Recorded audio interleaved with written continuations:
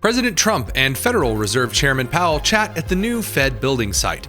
Democrats try to dunk on grocery prices, and it goes poorly. And the Trump DOJ replaces U.S. Attorney Alina Habba with Alina Habba. I'm Tony Kinnett, host of the Daily Signal's Tony Kinnett Cast, syndicated nationally at 7 p.m. Eastern. Thank God it is Friday, July 25th, 2025. This is the Daily Signal's top news in 10. Amid more than a bit of tension between President Trump and Federal Reserve Chairman Jerome Powell, after Powell has refused to ask the board to lower interest rates in the United States, though a lot of President Trump's economic policies have made things a lot better than they were under the Biden administration, though Powell did lower interest rates right before the election in 24, or at least asked the board to do so, and then a lot of bickering and squabbling and threats to fire and threats to do this, that, and the other. President Trump toured a new building site that is also the center of a growing controversy with Chairman Powell earlier yesterday. The dispute surrounds how much the building is costing the federal government and whether or not these figures were represented appropriately and correctly before the American people, because the taxpayer is in fact footing the bill of the project. Now, the blueprints for this project included rather strange things like federal building rooftop beehives amid a couple of other amenities that perhaps one might not find essential for the Federal Reserve. But alas, here is Senator Tim Scott, President Trump, and Chairman Jerome Powell touring the facility when a little bit of tension arises. The reason why I wanted to see it was the overruns of the expenses, wanted to figure out why. Yeah. So we're taking a look, and it looks like it's about $3.1 billion. It went up a little bit, or a lot. So the 2.7 is now 3.1. I'm not aware of that. Yeah, it just came out. Yeah, I haven't heard that from anybody at the Fed. Yeah, it just came out. Our notes had it about 3.1 as well. 3.1, 3.2. This came from us? Yes. I don't know who does that. You're including the Martin renovation. You just added our entire capital. Yeah, you just added in a third building is what that is. That's a third building, Well, including no, the but Martin building. it's a building that's being built. No, it was built 5 years ago. We finished Martin 5 years ago. It's part of the overall work. But it's So, not new. So we're going to take a look.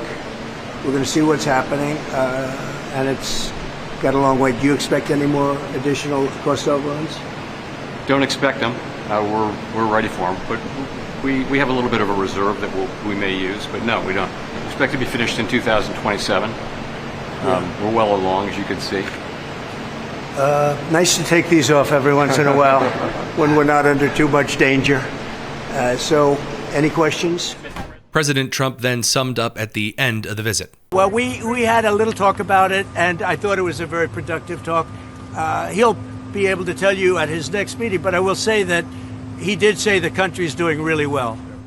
In the middle of a rather rough communication cycle for the DNC and officials on the Democrat side of the aisle in Congress, the Democrats attempted to post a kind of graph dunking on the Trump administration for the rise in grocery prices, at least according to this graph, showing cheese, alcohol, grocery prices in general, dairy, produce, and meat climbing in average cost over a period of 6 years.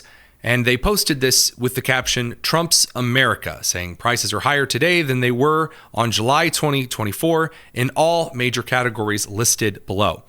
There are a few problems with this, mainly that the graph shows that during the Biden administration, from 2021 through 2024, prices climbed not just steadily, drastically.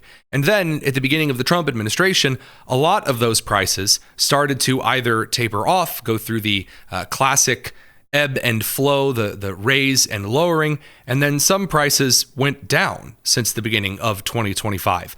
After a lot of dunking and humiliation from many in the pundit class, the media class, and yes, yours truly, the Democrats did delete the tweet, deciding to advertise that the federal minimum wage has not changed since 2009, sitting at $7.25.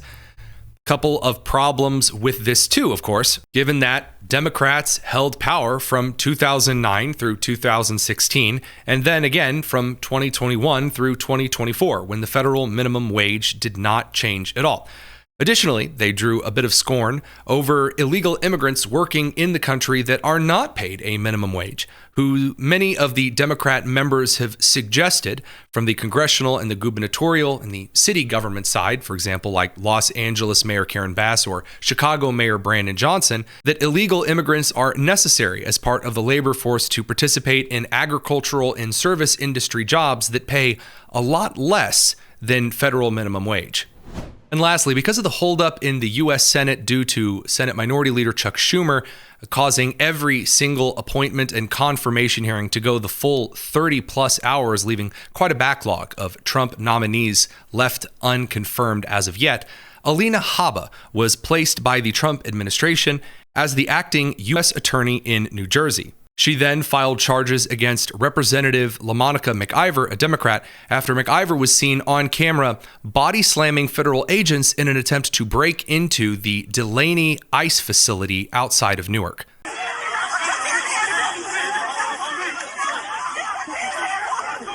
Hakeem Jeffries, the House Minority Leader, encouraged several judges to work together to vote to replace Alina Habba as acting U.S. Attorney after the 120-day interim term. This was accomplished on July 22nd. They replaced Habba with her deputy, Desiree Grace. But here's where the interesting part comes in. Because the Department of Justice has direct authority over acting U.S. attorneys, Attorney General Pam Bondi's office simply fired the assistant that took the place of Alina Habba. Then the Trump administration appointed Alina Habba as acting U.S. Attorney in New Jersey yet again.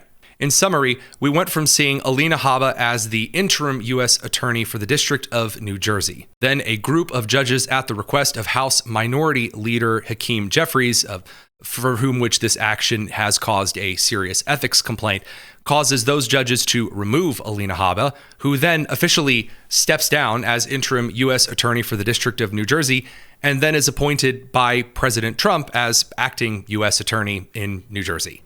Before you go, head down to the description and make sure you're subscribed to the Tony Kinnett Cast.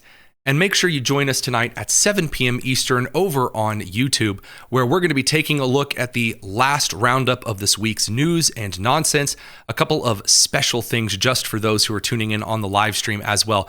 Look forward to seeing you there. I'm Tony Kinnett, and this has been the Daily Signal's Top News in 10. Take care.